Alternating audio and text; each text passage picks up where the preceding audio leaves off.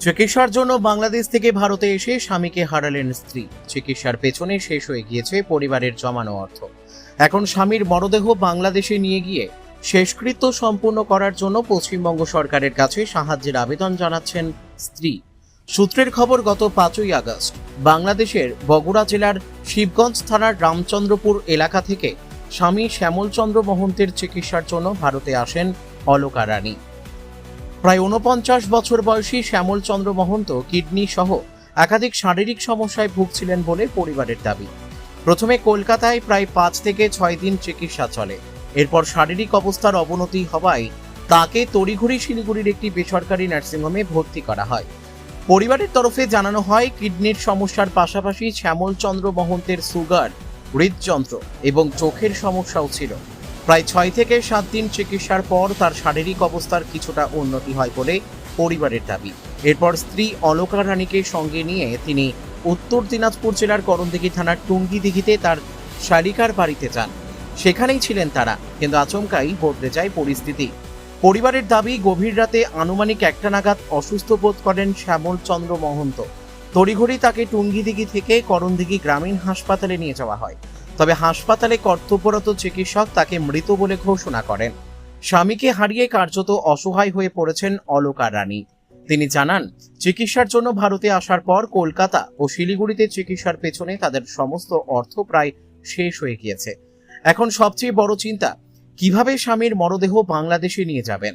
অলকা রানীর আবেদন, পশ্চিমবঙ্গ সরকার যদি তাদের আর্থিক ও প্রয়োজনীয় প্রশাসনিক সহায়তা করে, তাহলে তিনি স্বামীর মরদেহ বাংলাদেশে নিয়ে গিয়ে পরিবারের সদস্যদের উপস্থিতিতে শেষকৃত্য সম্পূর্ণ করতে পারবেন।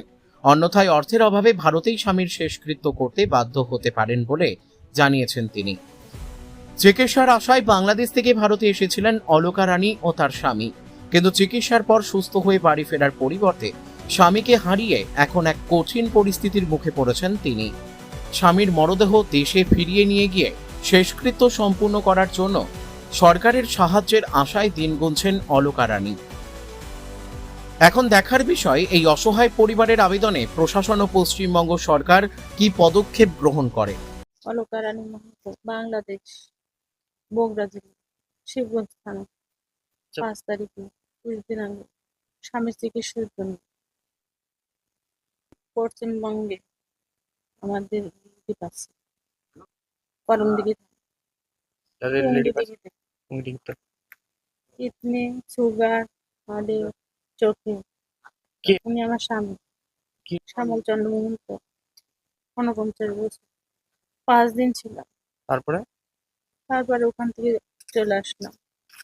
কোথায় আসলাম এক আত্মীয় বাড়িতে, শিলিগুড়িতে। সেখানে হঠাৎ একটু অসুস্থ হয়ে যায়। হয়ে আনন্দলোকে ভর্তি করে ওখানে ট্রিটমেন্ট নিয়ে একটু সুস্থ হলে আমরা আবার চলে আসি আত্মীয় বাড়ি টুঙ্গিদিঘিতে। আজকে হঠাৎ করে একটু অসুস্থ হয়ে যায়, গাড়ি করে নিয়ে আসলাম করণদিঘি হাসপাতাল। ডাক্তার তাকে মৃত ঘোষণা করে। এখন আমি চাচ্ছি পশ্চিমবঙ্গের সরকারের কাছে, আমি চিকিৎসা বাবদ অনেক খরচা হয়ে গেছে, এখন আমার কাছে কোনো টাকা পয়সা নাই। উনি যদি একটু সাহায্যের হাত বাড়িয়ে দেয়, আমার ছোট ছোট ছেলে মেয়ে আছে, আমার দেশে যদি ফিরিয়ে দেওয়ার মতো সাহায্য করে, তাহলে আমার, হ্যাঁ বাংলাদেশে, তাহলে আমি আমার স্বামীকে নিয়ে যেতে পারি। আর যদি না দেয় তাহলে এই দেশেই তাকে সমাধি দিই, এটাই অনুরোধ। আমি 6 মাসের হিসাব সব শেষ, আর কোনো টাকা পয়সা আমার কাছে নেই। অলকা রানী মোহন।